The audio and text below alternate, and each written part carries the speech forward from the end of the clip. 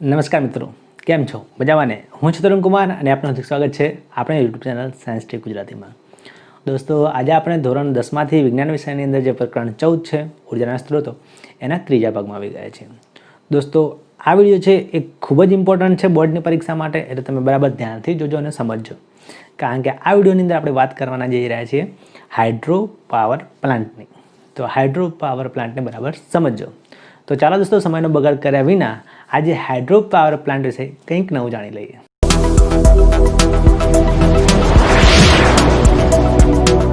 તો દોસ્તો, hydro power plant માટે સૌથી પહેલાં કોની આવશ્યકતા હોય? તો જે વહેતું પાણી હોય છે એ વહેતા પાણીની. કોઈ ઊંચાઈ ઉપર વહેતું પાણી હોય તો એને ત્યાં સ્ટોપ કરી દેવામાં આવે છે, એનો ત્યાં સંગ્રહ કરવામાં આવે છે, એટલે એમાં સ્થિતિ ઉર્જા આવે છે. અને એ સ્થિતિ ઉર્જાનો ઉપયોગ કરીને પછી આપણે એને વિદ્યુત ઉર્જામાં ફેરવીએ છીએ અને એ રીતે હાઇડ્રો પાવર પ્લાન્ટ કામ કરે છે અને વિદ્યુત પેદા કરે છે. હવે દોસ્તો, આમ જોવા જઈએ તો આપણા દેશની અંદર જે પાણીના પ્રપાતો હોય છે, જળના પ્રપાતો હોય છે, જ્યાંથી ધોધ સ્વરૂપે પાણી પડતું હોય છે, ત્યાં આ પ્રકારનો હાઇડ્રો પાવર પ્લાન્ટ લગાવી શકાય છે. પણ દોસ્તો, એવા જલપ્રપાતોની સંખ્યા ખૂબ જ ઓછી હોય છે. એટલે દોસ્તો, શું કરવામાં આવે છે? તો બંધ બાંધવામાં આવે છે. આમ તો જે કુદરતી જલપ્રપાતો હોય છે એની સંખ્યા ખૂબ જ ઓછી છે, એટલે આપણને કુદરતી રીતે એવા ધોધ મળતા નથી, ઓછા મળે છે. એટલે શું કરવામાં આવે છે કે કોઈ જગ્યા એવી હોય ઊંચાણવાળી જગ્યા કે જ્યાં પાણીનો સંગ્રહ થઈ શકતો હોય, એવી કોઈ જગ્યા હોય તો ત્યાં ડેમ બનાવવામાં આવે છે, બંધ બનાવવામાં આવે છે.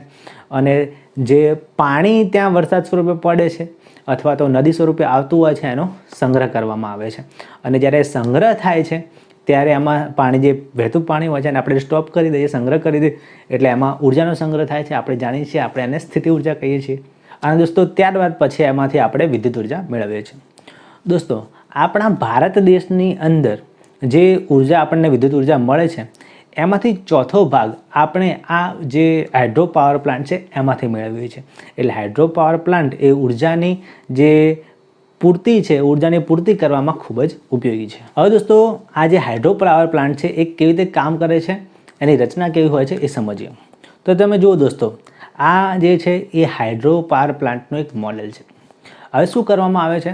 તો સૌથી પહેલાં જે પાણી હોય છે, પાણી આવે છે એ વરસાદનું આવતું હોય કે કોઈ નદીનું આવતું હોય, એને એક બંધ બનાવીને સ્ટોપ કરવામાં આવે છે, ત્યાં સંગ્રહ કરવામાં આવે છે. અને દોસ્તો, અહીંયા સંગ્રહ થાય છે એટલે જે પાણી વધતું જાય છે એટલે એની સપાટી વધુ ને વધુ ઊંચી થતી જાય છે. જેટલું વધારે પાણી એમાં સમાશે એટલું જ એની અંદર જે સ્થિતિ ઉર્જા છે એ વધતી જશે. અને એ સ્થિતિ ઉર્જાના લીધે જેટલું પાણી વધારે અહીંયા સ્થિતિ ઉર્જા સ્વરૂપે સંગ્રહ પામ્યું હશે, છેલ્લે આપણને એટલી જ વધુ વિદ્યુત ઉર્જા મળશે. એટલે દોસ્તો, ઊંચાઈ ઉપર આ પ્રમાણે બંધ બાંધીને એમાં પાણીનો સંગ્રહ કરવામાં આવે છે. હવે દોસ્તો, શું થાય છે? તો આગળ આ પાણીની આગળ કોઈ આમ પાઇપો લગાવવામાં આવે છે અથવા એવો કોઈ રસ્તો બનાવવામાં આવે છે ઢાળ સ્વરૂપે, કે જેથી અહીં ત્યાં જે પાણી છે એ ધોધ સ્વરૂપે અથવા તો ખૂબ જ સ્પીડથી, ખૂબ જ ઝડપથી ગતિ કરીને આગળ જાય. અને આગળ દોસ્તો શું કરવામાં આવેલું હોય છે? તો આગળ ટર્બાઇન લગાવવામાં આવેલું હોય છે. ટર્બાઇનનું ચક્ર હોય છે. એટલે જ્યારે અહીંથી પાણી જશે ત્યારે ટર્બાઇન ઉપર આ પાણીના ધોધની અસર થશે, એના સ્પીડની અસર થશે અને ટર્બાઇન ફરશે. અને એ ટર્બાઇન સાથે દોસ્તો જનરેટર લગાવવામાં આવેલું હોય છે. અને જ્યારે આ ટર્બાઇન ફરશે ત્યારે એ જનરેટરની અંદર જે લગાવેલી મોટર છે કે કોઇલ છે એ પણ ફરશે અને એના લીધે વિદ્યુત ઉર્જા ઉત્પન્ન થશે. તો જો દોસ્તો, હવે આ જે બંધ બાંધેલો છે, એને જે પાણીનો સંગ્રહ થયેલો છે, આપણે એમાંથી જે દરવાજો છે એનો ખોલી દઈએ છીએ, જેથી કરીને પાણી આગળ જાય છે. જુઓ, દરવાજો ખુલે છે, હવે પાણી આગળ જાય છે. અને આગળ જાય છે ત્યારે જે ટર્બાઇન છે, ટર્બાઇન ઉપર તમે જોઈ જ શકો છો કે જ્યારે પ્રેશર લાગે છે પાણીનું ત્યારે ટર્બાઇનનું ચક્ર ફરે છે. અને ટર્બાઇન ફરે છે ત્યારે એની સાથે જે જનરેટર જોડેલું છે એ પણ ફરે છે. અને એ ફરે છે ત્યારે આપણે જાણીએ છીએ કે જનરેટર કેવી રીતે કામ કરે છે.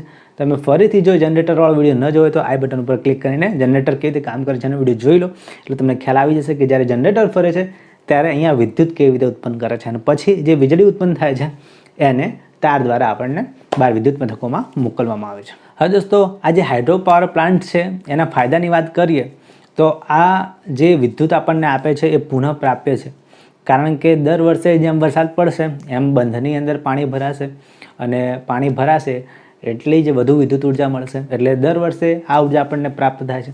એટલે અહીંયા જે આ હાઇડ્રો પાવર પ્લાન્ટ છે એ પુનઃ પ્રાપ્ય ઉર્જાનો સ્ત્રોત કહી શકાય છે. દોસ્તો આ એનો ફાયદો છે, પણ સાથે સાથે દોસ્તો કેટલાક ગેરફાયદા પણ છે, એ આપણે જોઈએ. જેમ કે દોસ્તો પહેલું કે જે ટેકરીવાળા ઊંચાઈવાળા જે વિસ્તારો છે એમાં આ પ્રકારે આપણે હાઇડ્રો પાવર પ્લાન્ટ સ્થાપી શકીએ છીએ. નીચાણવાળા વિસ્તારોમાં આ હાઇડ્રો પાવર પ્લાન્ટ બહુ કામમાં આવતો નથી. ઊંચાણવાળી કોઈ જગ્યાએ કે જ્યાં પાણીનો સંગ્રહ ઊંચાઈ સુધી થઈ શકતો હોય ત્યાં આ પ્રકારના હાઇડ્રો પાવર પ્લાન્ટ કામમાં આવે છે. આ ઉપરાંત દોસ્તો અહીંયા આપણે બંધ બાંધીએ છીએ અને બંધ બાંધવાના લીધે જે પાણીનો સંગ્રહ થાય છે એના લીધે ઘણી માનવ વસવાટવાળી જગ્યા હોય તો એનો પણ નાશ થાય છે. આ ઉપરાંત ખેતીલાયક જમીન હોય જો ત્યાં તો એ પણ નષ્ટ થઈ જાય છે. એટલે એનો એક ગેરફાયદો છે કે આ પ્રકારની જે ત્યાં જો સારી જમીન હોય તો એનો પણ નાશ થાય અને માનવ વસવાટનો પણ ત્યાં પ્રોબ્લેમ થાય છે. આ ઉપરાંત દોસ્તો એક બીજો પણ ગેરફાયદો જે આપણા પર્યાવરણને થાય છે એ છે કે આ પ્રકારે જ્યારે બંધ બાંધવામાં આવે છે ત્યાં પાણીનો સંગ્રહ થાય છે એટલે એ વિસ્તારની અંદર જો કોઈ વનસ્પતિ હોય તો એ વનસ્પતિ આની અંદર દટાઈ જાય છે. બરાબર, દટાઈ જાય છે એટલે અજારક પરિસ્થિતિમાં ઓક્સિજનની ગેરહાજરીમાં એ સડે છે. એ વનસ્પતિઓ સડે છે અજારક પરિસ્થિતિમાં, ત્યારે એમાંથી મિથેન ગેસ ઉત્પન્ન થાય છે અને એ મિથેન ગેસ પર્યાવરણની અંદર ભળી જાય છે. અને આપણે જાણીએ છીએ કે જે મિથેન ગેસ છે એ ગ્રીન હાઉસ વાયુ છે. જેમ કાર્બન ડાયોક્સાઇડ વાયુ છે એમ ગ્રીન હાઉસ વાયુ તરીકે મિથેન છે બીજો, એ પણ જ્યારે પૃથ્વીનું તાપમાન વધે છે એટલે એ પૃથ્વીના તાપમાનમાં વધારામાં મિથેન ગેસ પણ ભાગ ભજવે છે, જેને આપણે ગ્રીન હાઉસ વાયુ કહીએ છીએ. કારણ કે દોસ્તો આ વાયુની અસર સીધી પૃથ્વીના તાપમાન ઉપર અસર થાય છે, એટલે આ એક ગ્રીન હાઉસ વાયુ છે. આ ઉપરાંત દોસ્તો જે જગ્યાએ આ પ્રકારના બંધ બાંધવામાં આવે છે ત્યાં કોઈ માનવ વસવાટ હોય એટલે માણસો રહેતા હોય તો પછી એમના રહેઠાણની પણ સમસ્યા ઉત્પન્ન થાય છે. ત્યાંના લોકો એનો વિરોધ કરે છે કે જેથી એમને પુનઃ વસવાટ બીજું એમને સ્થળાંતર કરવું પડે છે, બીજી કોઈ જગ્યાએ ઘર આપવું પડે છે, એટલે એમના વસવાટની પણ સમસ્યા થાય છે. એટલે આ પ્રકારના જે પાવર પ્લાન્ટ લગાવવામાં આવે છે ત્યારે એમનો પણ ઘણો વિરોધ થતો હોય છે. તો દોસ્તો આશા છે કે તમને આ હાઇડ્રો પાવર પ્લાન્ટ એટલે જળ વિદ્યુત પ્લાન્ટ વિશે પૂરી સમજ મળી ચૂકી હશે. તો દોસ્તો આ વિડીયો તમને કેવું લાગે ચોક્કસથી જણાવજો. જો વિડીયો તમને ગમ્યો હોય તો લાઇક કરો, શેર કરો, કોમેન્ટ કરો અને જો તમે મારી ચેનલ પર નવા હોય તો સબસ્ક્રાઇબ કરો અને બેલ આઇકનનું બટન દબાવી દો જેથી અમારા જે લેટેસ્ટ વિડીયો બને એની અપડેટ તમને મળી રહે. તો ચાલો દોસ્તો આ વિડીયોમાં બસ આટલું જ. હવે મળીશું કોઈ નવા વિડીયો સાથે, ત્યાં સુધી આવજો.